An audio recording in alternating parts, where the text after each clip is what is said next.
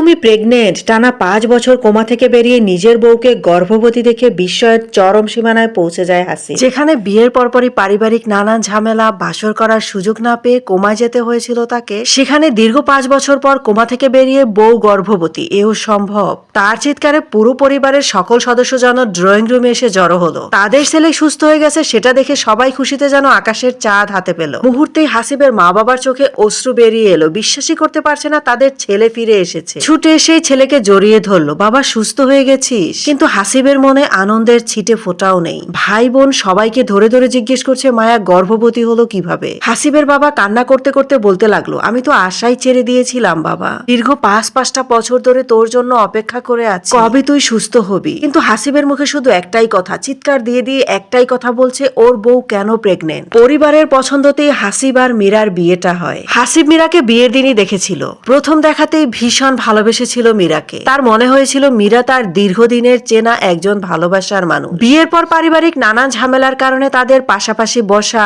কোথাও ঘুরতে যাওয়া, এক টেবিলে বসে খাওয়া, এসব কোনো কিছুই তারা করে উঠতে পারেনি। তারপর 8 থেকে 10 দিনের মাথায় হাসিব কোমায় চলে যায়। পরিবারের প্রত্যেকটা সদস্যকে ধরে ধরে জিজ্ঞেস করছে মীরা গর্ভবতী কেন।